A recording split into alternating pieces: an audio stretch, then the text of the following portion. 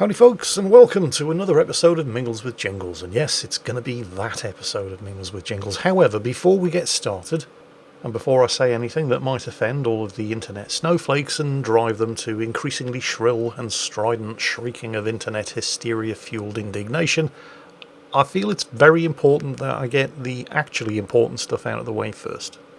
Because yes, we're going to be talking about the Ukraine, and yes, we're going to be talking about Russia, and yes, we're going to be talking about certain Russian companies that we all know and love, and the second that starts, any hope that I have of anybody actually listening to what I'm talking about goes right down the shitter. So, here's what's actually important. The politicians and the generals can, will, and are making all of the statements and proclamations and plans that they want, and none of it is going to make the slightest bit of difference to the people in Ukraine who need humanitarian and medical assistance right the fuck now. To that end, today, and for the last couple of days, I've been running fundraisers on my YouTube videos to raise money for the Red Cross. Good on you, Romania, Poland and Moldova, for opening your borders to the thousands of Ukrainian refugees trying to find safety. But Romania, Poland and Moldova are not rich countries, and it's not fair to expect their governments alone to foot the financial bill for looking after the well-being of Ukrainian refugees, and that is where the International Red Cross comes in. I have fundraisers running alongside my videos, and almost certainly will for the foreseeable future. And honestly, I don't actually care if you use my fundraisers or not. I just care that you use a fundraiser, anybody's fundraiser. If you can't use the fundraiser because for some reason your credit card isn't accepted, which some people have been saying they would like to donate to my fundraiser for the Ukraine, honestly, I don't care, and neither should you.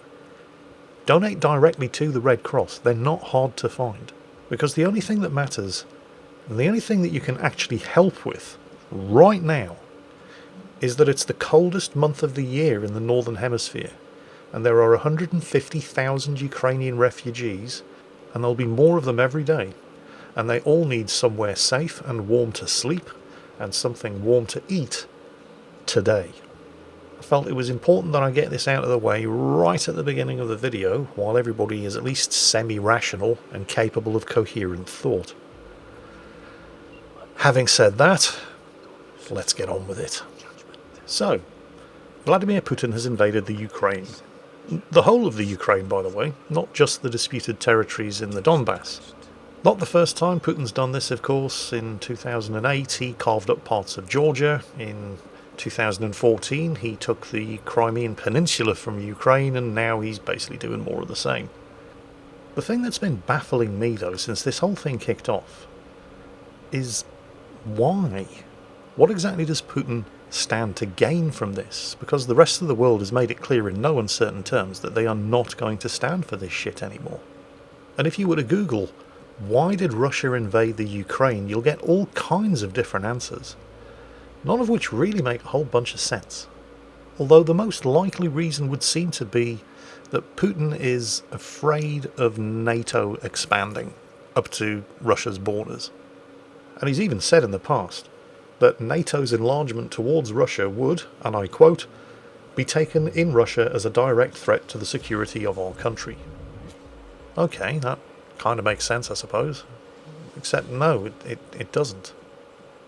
NATO is a defensive alliance.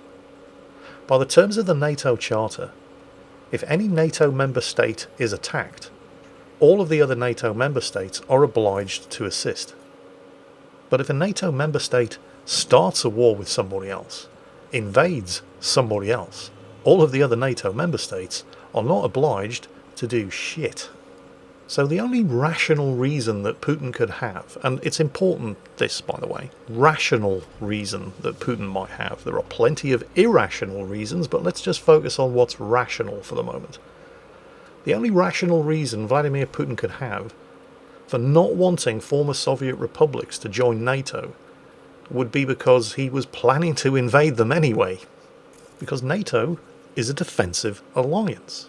And if he were to invade a country, a former Soviet republic like Estonia or Latvia, for example, who are probably very grateful that they did become NATO members right now, the rest of NATO would have to respond. And not just diplomatically and economically, militarily. Now, I don't know how the rest of you feel about this, but if I were a former Soviet republic and I had Vladimir Putin as my neighbour, I'd like to be a member of NATO too. Especially given now that he's just embarked on his third war of occupation in the 21st century. And it's only 2022. The Ukraine, by the way, it's important that we acknowledge this, was never going to attack Russia. I mean, look at the size of Russia. It's got an army at least 5 times the size of the Ukrainian armed forces, and it's got nukes. The Ukraine was never a credible security threat to Russia. Saying that the Ukraine poses a security threat to Russia is like saying Portugal poses a security threat to the United States of America. You can say it, but nobody's going to believe it. At least nobody rational. But I don't think we're really dealing with rationality here. Because, well, how can we put this? When it comes to the security of their country, most Russians are not particularly rational. And the Kremlin certainly isn't. In 2016, a poll was conducted that found that 68% of Russians believed that NATO troops being deployed to the Baltic states and Poland were a threat to Russia. Meanwhile, 65% of Poles surveyed the following year said they saw Russia as a serious threat. Okay, he said, she said. Let's look at this historically. And historically, you can see the reason for why Russians are so completely irrational when it comes to the security of their country. Because they've been invaded a lot. I mean, Russia doesn't have any monopoly on being invaded. We've all been there. But when you invade Russia, it tends to happen on a large scale. The big one, of course, being Germany's invasion of Russia in World War II. But if you go back to 1708 or 1709, King Charles XII of Sweden had a crack at grabbing large portions of Russia as well. And like Hitler, it didn't end up too well for him. Napoleon as well, with the French, had a stab in the 19th century. Didn't end up too well for them either. But while Russia was successful in repelling the invaders, it always came at a huge cost. So you can kind of understand why Russia would have an irrational paranoia about Western invaders. But it's still an irrational paranoia because, and it's worth repeating, NATO is a defensive alliance. So it's not really any great surprise that all of these former Soviet republics who share a land border with this irrational, paranoid state that has an unsettling track record of making up excuses to invade and gobble up portions of its neighbours would be so quick to sign up to a defensive alliance like NATO. But the Ukraine is not a member of NATO, although it was on track to become one. So perhaps that explains the timing of Putin's invasion. Possibly. But there's more. You see, when the Soviet Union collapsed, and all of its former Soviet socialist republics gained their independence and became sovereign countries, like the Ukraine, a lot of them, like the Ukraine, particularly the Ukraine, inherited a lot of the USSR's nuclear arsenal. Whoa, hang on a minute there, Jingles. Are you telling me that Putin just invaded a country that has a nuclear deterrent? Well, no, not exactly. And here's where things start to get very interesting. You see, when the Soviet Union broke up, the Ukraine did have a lot of nuclear weapons. But the Ukraine didn't want to have a lot of nuclear weapons. Not a lot of people realise this, but at the time of the Soviet Union's breakup, the Ukraine was the third largest nuclear power in the world. And it didn't just have stocks of intercontinental and intermediate-range ballistic missiles. It also had the means of production of intercontinental and intermediate-range ballistic missiles. But, and commendably so, the Ukraine had no interest in being a nuclear power. And so on the 5th of December 1994, the leaders of the Ukraine, Russia, Britain and the United States signed a memorandum to provide the Ukraine with security assurances in connection with its signing the Nuclear Non-Proliferation Treaty and committing to decommission all of its nukes. And that's kind of ironic, really, isn't it? Because Russia was one of the states that signed the Budapest Memorandum guaranteeing security for the Ukraine if it would just give up all of its nuclear weapons. 20 years later, in 2014, when Russia invaded and seized the Crimean Peninsula of the Ukraine, despite this, the Ukrainian government still reaffirmed its decision to decommission its nuclear weapons and be a non-nuclear weapon state. However, a member of the Ukrainian parliament told the USA Today that the Ukraine may have to arm themselves with their own nuclear weapons if the USA and other world leaders do not hold up their end of the agreement. He said, "We gave up nuclear weapons because of this agreement. Now there's a strong sentiment in Ukraine that we made a big mistake." He also said, in the future, no matter how the situation is resolved in Crimea, we need a much stronger Ukraine. If you have nuclear weapons, people don't invade you. Meanwhile, in July 2014, the Russian foreign minister stated that Russia had the right to defend Crimea, which it had just stolen from the Ukraine, using nuclear weapons. And in March 2015, Putin said that during the invasion of Crimea, he'd been prepared to put nuclear forces on alert. And at around about the same time, a Russian foreign ministry official said that Russia had the right to deploy nuclear arms to the peninsula, which is internationally recognized as Ukrainian territory. And Russia has in fact done exactly this, filling the Crimean Peninsula with S-300 anti-aircraft missiles, Tu-22M backfire bombers, and Iskander-M ballistic short-range missiles. Now, it's not clear whether or not any of these weapons are actually armed with nuclear warheads, but they all can be. So, to summarise, former Soviet republics, extremely nervous at having Vladimir Putin as their neighbour, and as it turns out, justifiably so, all flock to sign up to join the NATO Defensive Alliance. The Ukraine, not yet a member of the NATO Defensive Alliance, but with a nuclear arsenal that makes it the third biggest nuclear power in the world, commits to decommissioning its nuclear arsenal after being given assurances that its security would be guaranteed by countries, including Russia, at which point Vladimir Putin, and this is the too long didn't read version, I mean, yeah, it's probably vastly more complicated than this, but this is the internet version. At which point Vladimir Putin says, let's see, Ukraine, not yet a member of NATO, hasn't signed up to any defensive alliances, we've got an army 5 times their size, and they do have nukes, but they've all been decommissioned. Hold my vodka. And he goes and starts the biggest war in Europe since Adolf Hitler said, you know, Poland's looking kind of nice at this time of year, I think I'll take it. So, Vladimir Putin has basically invaded the Ukraine because he's paranoid and because he can. And because if he left it any later, the Ukraine would have been a member of NATO and it may have rearmed some of its nukes. But, and here's the ironic thing, the only reason that the Ukraine would have wanted to join NATO or rearm any of its nukes was because it was afraid, and with damn good reason, that it was about to be invaded by Vladimir Putin. See how stupid it all is? Anyway, the big question. What can any of us do about it? Well, individually, obviously, very little. And somebody needs to say this, and I'm just sorry that it has to be me, but nobody is going to go to war with Russia over the Ukraine. I mean, I know all of the politicians are standing up in front of the cameras and wringing their hands about it, which is good, and it needs to be done, but nobody's invading Russia over this. Russia was never in any danger of being invaded in the first place, but, you know, like I said, rationality and Russian politics often do not go hand in hand. So, Putin isn't realistically vulnerable to military action, but he is vulnerable to diplomatic and economic action. None of which, of course, is going to come anywhere near fast enough to help the Ukraine, but, well, you do what you can. So let me explain what it is that makes Vladimir Putin vulnerable to economic pressure.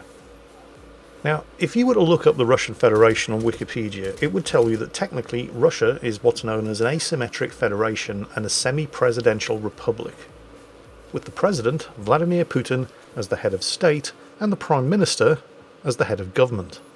The president is elected by popular vote for a 6-year term and may be elected no more than twice. What? He's been president for 17 and a half years. How does that work? Well, if you believe for a second that Russia is the multi-party representative democracy that it pretends to be, then it doesn't work. But since Russia is most definitely not a multi-party representative democracy and is in fact a dictatorship propped up by an oligarchy, which is the only reason that Putin was allowed to introduce a change into Russia's constitution that would allow him to run for 2 more 6-year terms, which means that Putin could stay in power until 2036. He even said at the time that he might consider running for a 5th term, and also said, "We must not look for successors." Basically, he keeps changing the law so he can be president for life. And he's able to get away with this not because Russia's a democracy, but because Russia is a dictatorship with him as the dictator, backed up by an oligarchy. You know, you've probably heard that word before, Russian oligarchs. Like many of these kind of political terms, it comes from the Greek. And a Greek oligarchy is a state that's run by few people. In this case, all of the mega-rich Russian oligarchs.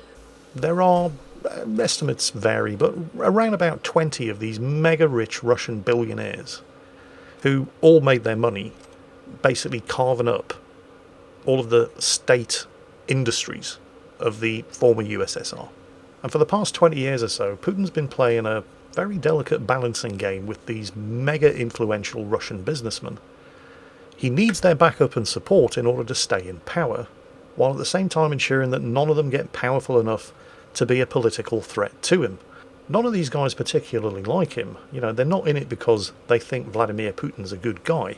They're in it because he creates an environment where their business interests are not threatened. And not all of these Russian oligarchs have seen eye to eye with Vladimir Putin over the course of the last 20 years. If you want a list of who, then just take a look at which Russian billionaires are currently in Russian prison or living in foreign exile.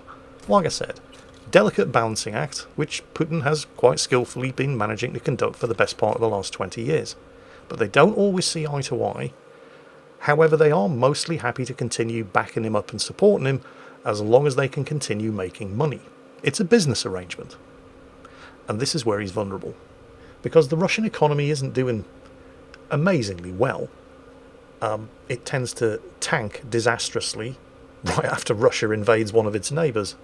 And so, over the last decade or so, a lot of these Russian billionaires have been diversifying their portfolios, which is a polite way of saying getting out of the Russian economy and investing in Western economies, because, you know, rich and stuff.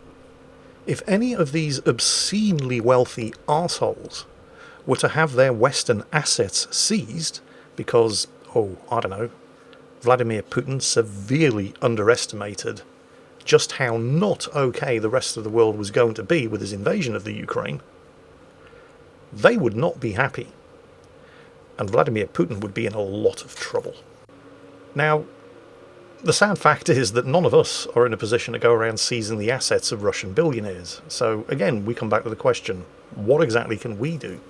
And a lot of people have been making the suggestion, which makes sense, we're gamers after all, that we should start by boycotting Russian games.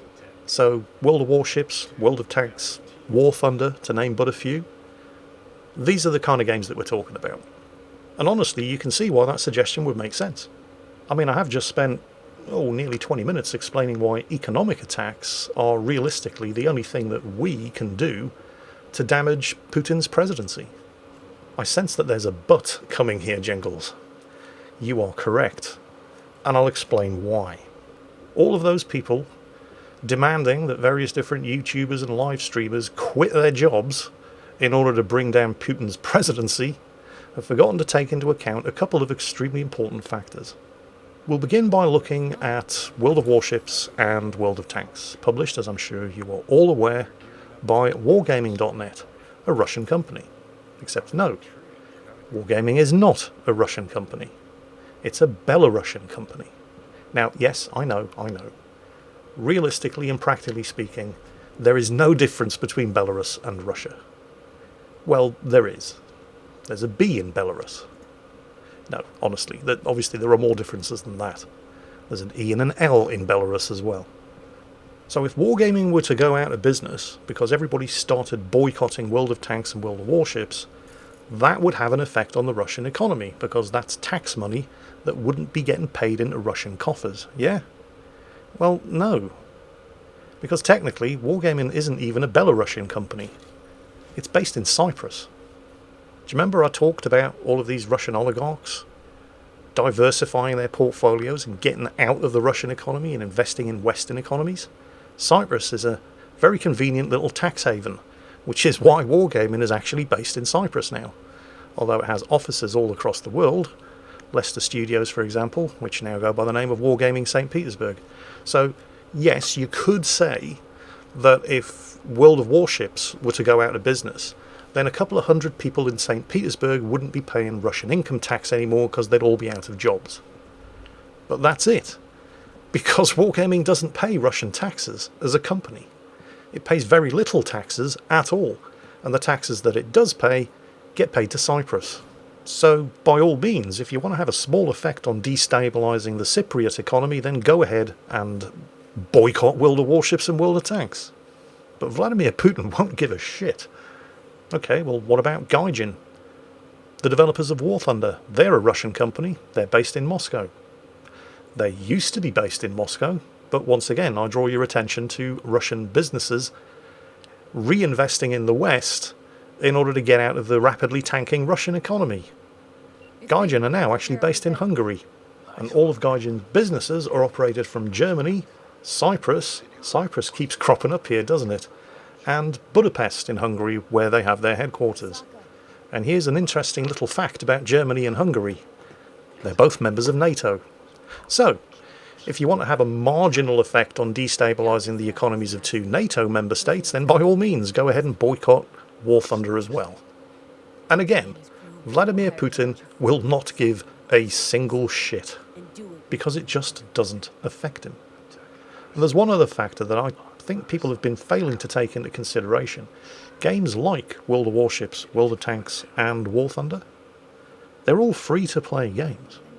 So if you enjoy playing these games, if you enjoy watching other people stream these games, or, of more significance to myself obviously, if you enjoy watching people upload videos to YouTube of these games, you don't have to boycott the games in order to hurt wargaming or Gaijin. And you certainly don't have to boycott these games in order to hurt Vladimir Putin, because boycotting these games is not going to hurt Vladimir Putin, for the reasons that I've already explained. On the other hand, if you want to punish Gaijin Entertainment and Wargaming.net, not because punishing them is going to have the slightest bit of difference on the fate of the Ukraine, but because they deserve to be punished because they're horrible companies with predatory anti-consumer business practices, and the only way you're going to make them change these business practices is to hurt their pocket, then you have to stop giving them your fucking money. Something I have been telling you to do for at least the last year. They are free-to-play games. If you enjoy playing them, continue doing so with a clean conscience. Just play them for free. It isn't going to help the people of the Ukraine, although donating money to the International Red Cross will.